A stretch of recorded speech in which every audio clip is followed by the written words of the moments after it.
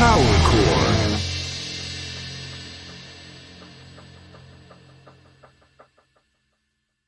Hey, Power Chord followers, we are here today with a bridge, Livorno to Netherlands. Willem, thanks for your time, for your availability.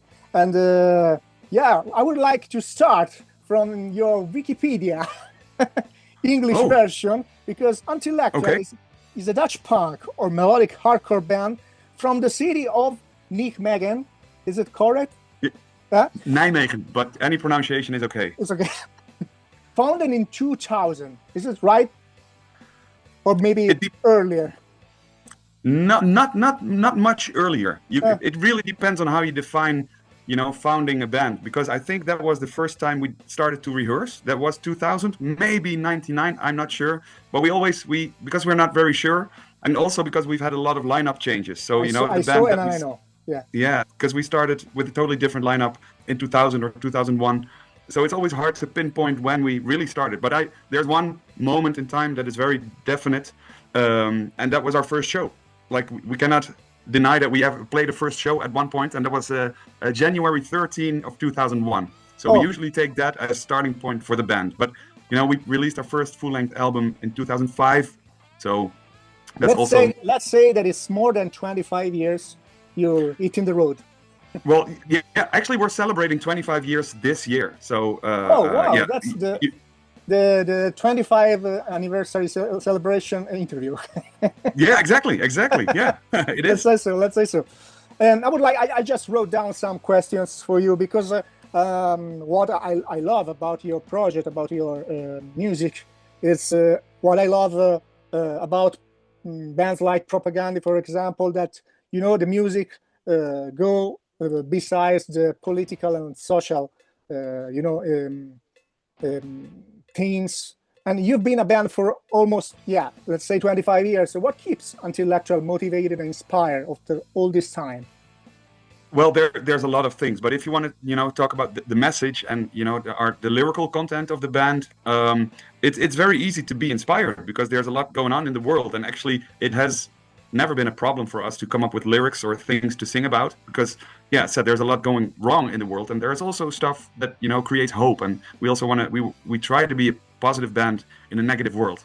But the last years, after when we started to write new music after our last album, I do really notice that things are looking grim and bad and negative, and it's very hard to find hope these days. And there's so much going on, with Trump fucking up the United States, and with the war in Ukraine and the genocide in Palestine. So there's so much things that take away the hope, and it's very hard to be optimistic and be hopeful. But on the other hand, the more that means that there's a need for optimism and for positivity, and to spark hope and good things even more. So even if the hope is low, it's very important to be a political and be a positive or an optimistic band right now, and to look for the bright lights, and to look for solutions, and to look for people who care, and to look for people who want to be inclusive and help other people who are off worse. So even though it's harder right now, it's needed harder as well. So that's also it's a very negative way, but that's also inspiring, because there's a necessity to stay engaged, to stay committed, to stay involved, and that's also a way of inspiration that we not really have used before. But I think for a new album that we're working on right now, or that we're preparing to work on, I think that's going to be a theme for that will be included in the lyrics and in the message of the album. Sure. But that's new for us, or at least it's never felt this dark. Yeah. Do you think punk still has the power to create a change, or the role of punk is evolve some way? I think so. You can say, does punk still have the power? Did it ever have the power? Did it change the world? I cannot guarantee that punk changed the world. It's always people changing the world. But maybe some of those people have been inspired by punk, or by music with a message, or by inspiring political people. And I see punk not as a thing on its own, but as a part of a political family, or a political movement, or something that is needed. You need music for a movement, for a change of culture. You need music to support that. So I think it's still possible. I think music can still change the world, because music still appeals to people and it can still change people's minds and inspire people. And maybe it will not change a Nazi into an anti-fascist, but music can still support anti-fascists doing anti-fascist stuff. Yeah, So that's that's right. why I think music can, will always be there to have a supporting role, or an optimistic role, or a world-changing role. And yeah, I think in a world, if it's not possible anymore, that's sad. I mean, then the censorship and ideas are not possible to be spread, or music will be banned. And I think we're not there yet, thankfully. But we have to make sure that we will not be there or get there ever. So Yeah, yeah, I think punk's still a yeah, medium to do so. yeah. This is also one of the reasons I started this Power Chord channel, because I would like to, keep the hope alive in Right? Yeah. my small garden, I guess. Hey, yeah, say we have a tiny garden as well. So I mean, but we have to, we have to keep it up there and cultivate it and make sure Yeah. the right stuff grows and the bad stuff dies. So Yeah. that's, yeah. Yeah, many garden do a forest, can do a forest. Let's say so. Yeah. Your looking back at your discography, which album, in your opinion, of course, best represents Antillectual? Oh, my favorite child, you mean? That's such a hard question to answer. When people ask us what's the best album, or if they're at the merch table at the show, or they want advice, Yeah, I know. what album should I get? I like to think, get our last album, the latest one that we released, because I hope, and I think but I mostly hope that we get better. The more we record, the more we release, the more we play music. So I think, and I hope, but I also think our last album is the best album, Yeah, and it's most up to date with current events also. Sure. But I also think that I've become a better singer. We've become a better band, better at songwriting altogether. So, but I totally understand that people have a favorite album that's not our last album. I know how it works. My favorite bands. It's not always the last album that's the best album. So I totally understand and agree with people who say, no, I prefer Engage, or maybe start from scratch. So, or the first one, because it's the way I got to know that band. So that makes perfect sense. Funny thing though, with all our lineup changes, is that we have never ever recorded two albums with the same lineup. Yeah, that's every album has a different lineup. So unique. Yeah, every album is interesting, at least. Yeah, for sure. Yeah. How was touring internationally? You were, I guess, in every part of the world, or most part of the world. And how was touring shape your view of different cultures and communities? I think that bands like ours, we have a fortune that we can go around the world somehow. And yeah, for sure. I think it's one of the best part of this we are doing. Yeah, of course, it's a big honor to be able to travel and meet people on the other side of the world. And we have been to a lot of places. We've been to North and South America, but also we've been to Japan and to Turkey and to Russia when it still was okay and possible to tour there. But when you go to a new place like that, you always think, okay, hey, will there be people interested in our type of music? It's such a different culture, but will they understand punk rock or melodic punk rock or skate punk, and will they appreciate it? And yeah, this gives you hope, right? yeah, but what always surprises me is that they're everywhere you go, whether it's the smallest Mexican town or the biggest city. Well, that makes sense in Japan, for instance. But there's punk scene everywhere, and there's always people interested in melodic skate punk. And of course, it's small scenes, it's niche, it's tiny communities. But there's communities all over the world that appreciate our type of music, our type of message.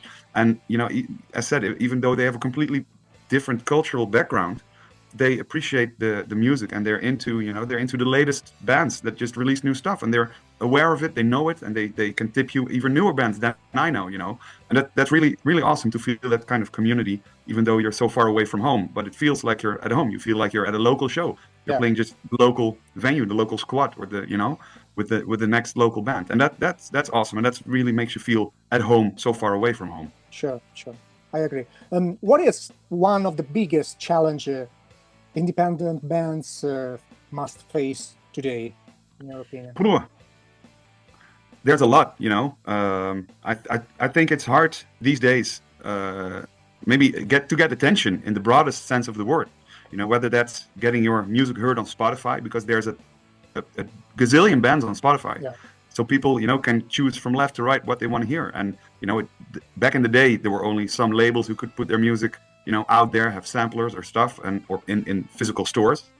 And now the the opposite is the case. You know, it's not it's not too exclusive. I'm not going to say it's too inclusive, of course, Yeah. but I mean, there's so much choice musically that it's hard to get your music heard and your voice heard.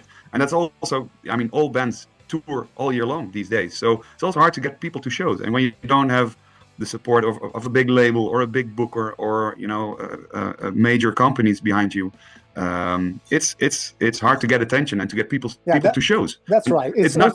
Yeah. It's also hard to create attention, even in punk rock usually listeners. You know, it's not easy. It's not easy. Yeah. And it's not a complaint. I mean, we're very blessed that we do that we can do what we do. But I do realize that it's getting harder, and there's so many bands that you know are doing their thing and doing awesome things. But it is, I think, social media used to be a great source to be connected to people. And of course, I'm not the only one saying this or the first one saying this. Sure. But these days, it's not connecting us, but dividing us. And you don't, you know, it feels like you're fighting for attention. And I really hate that. I mean, we're on social media, of course. But the minute that Meta, you know, shuts down or disappears, you know, so all media like Facebook, Instagram, if it all disappears, we have to go back to, you know, some independent, back to basics, so ways of communicating with other people. You know, check our website. Everything we do, we put on our website. Yeah. And I wish we could go back to the days of, okay, I want to know about this band, I'm going to look up their website. Sure. But I don't want to sound like an 80-year-old hating on everything new going on. But I think that things have gone very far, and I don't think that the future with AI and all that stuff going on is an algorithms taking over. That's not looking bright yet. I hope there's going to be some sort of twist and turn and making it. We'll live in a digital capitalism somehow. I think we do already. You know, it's as soon as the internet came up. Because if you pay, you can get somehow attention. Yeah. So yeah, of course. As said, like the social media started out as awesome ways to be connected with friends and make it happen. You know, to stay connected with friends all over the world. Yeah. But I'm not an expert, so I don't know how algorithm works. Algorithms work, and I don't know, you know, how to change all that thing and how to make sure AI, you know, doesn't grow out of control. And I said I don't want to only be negative or, you know, appear like an old brain. You cannot, you know, keep up with what's going on these days. But I think there's some critique to be had about what's going on. And yeah, I think capitalism has taken over the community side of the internet and of social media. So I do agree with you. That's or if you say so, then I agree. Yeah. And are there any younger bands do you feel to suggest? Maybe some bands you share the stage with. Yeah. Definitely, like especially after the pandemic, it was, you know, 2 years of nothing, or 2.5 or 3 years of nothing, and like everybody was okay. Is live music coming back, and is it, you know, will young people know what live music is and how to be in a band and how to write songs and record and, you know, everything, and I think they came back 2 steps at a time. So there's a lot of young bands sounding amazing, working, you know, their asses off to make beautiful music and get their music out there, and I mean. Yeah, definitely. There's so much new stuff coming up that's amazing. That in that sense, I have high hopes for the future. Sure. Some rapid fire questions for you. The European tour or North American tour? I mean, you prefer to play in Europe or in North America? We just came back from 2 weeks of Canada, so our next thing will be Europe. Okay. Quick answer. Yeah. And the favorite city to play in? Your favorite city till now? Oh. It's Berlin is always amazing to be. Berlin. I mean, Berlin. Yeah, I consider it the punk rock capital of Europe, I guess. But yeah. So. The most underrated punk band, in your opinion? Underrated. Yeah. I'll say I think the band Insane from Slovenia. I'm sure you know them. I know them. Yeah, they're not too active anymore. But I was the first time I saw them, I was blown away. And I think, you know, people that are into technical melodic skate, punk, rock, and you don't know Insane, Sane, go check them out. They're awesome. I will. The Dream Festival lineup. Your Dream Festival lineup. Oh. Let's say the headliners. So let's say 4 headliners. 4 headliners. Oh man, I should have prepared. Yeah, but this is very standard. I would say, you know, I love Propaganda. You do too, right? So let's have propaganda headline. Let them play Today's Empires, Tomorrow's Ashes from front to back. I would love to see that happen. Yeah. And then I would love to see Adhesive play from left to right, from front to back. I would love to see Face to Face play their self-titled set, self-titled album. Yeah. And fourth, I would like to see Cigar play Speed is Relative. Oh, yeah. Cool. I'm sure I'm just mentioning my favorite albums, I guess. But I mean that works the same. Yeah, I'd love to see those bands play those albums live for sure. Yeah. And what's the most memorable show you've ever played? Well, yeah, that's an easier one. Also a bit cheesy or a bit easy. But we did a show with Rise Against in 2011. It was, I think, and they invited us actually because we had played with them before, but it was before they got like really really big, and it was at the Mitsubishi Halle in Germany in not too far away, but it was an 8,000 capacity venue and it was sold out, and it's a show that I will never forget because we played as second of three bands. Rise Against headlined, and Templeton Peck also played. Oh, cool! And there were so many people there, and even though barely anyone knew us, they all clapped along and they were very much into it, and it was just amazing to play in front of a sea of people. That was when was it? A show. When? In 2011. Oh, okay. So already a while ago, but Rise Against already played the big shows, and that's a show that I will never forget. But then again, every year we organize our Friends First Fest, end of the year festival, and it's in a basement of a former squad, and it only fits 120 people. And the last year, like every year, it's amazing. So last year was amazing as well. I will never, forget those shows either, because it's, playing to our friends who will go crazy, and so those are shows we never forget as well. But it's one that stuck out was the Rise Against one. So yeah. I would like to say you goodbye and thanks with the last question. That it's an unusual question, I say, but I would like to know more. What's next for Antillectual? You told me. I mean, I know that you were going to Germany, if I remember well. We've got. Yeah, and then what's about the new stuff, the new release? Okay, we've got some things coming up. We're playing some shows in July in Germany, indeed. And in August, we're taking off a month for some vacation and songwriting and, stepping back a little bit. But in October, we are going to do a tour of the Balkans. And we have not announced that yet. So that's it's news. How do you say news. that? It's breaking news, especially for you. No, but it's true. We have not announced it yet, and we will do that soon, hopefully. And in December, we're going to do more Germany. But we're going to also do the Friends First Fest again, and we're going to celebrate 25 years of Antillectual with a 2-day show festival. With the first day, we're going to, or one day, we're going to play with bands that we grew up with the last 25 years, so bands from the past 25 years, and another day with the bands that we think are going to rule the next 25 years. So that's going to be very nice. Cool. And that's also going to be the release show of our book that we're working on right now to celebrate and look back on 25 years of Antillectual. So that's what we're very busy with right now today. I've been reading and writing all day, and I'm not writing the book, someone else is doing it, but we're doing it together. In Dutch or in English? In English. I mean, cool. Yeah, it will be an English book. Yeah, for sure. Cool. Yeah. And that's going to be out halfway December at the Friends First Fest. We're going to publish it or release it or whatever you like to call it. So we have to do another call about the book. Yeah, of course. You are working on. I'd love to, for sure. Yeah. Yeah, I would like to thank you really, because it's always a pleasure to have a talk with you live and online. Likewise. Yeah, I hope to meet in real life again soon as well. And thanks for having me, and keep up the great work with the power chord. Yeah. Bye, Willem. Bye. Grazie. Power chord.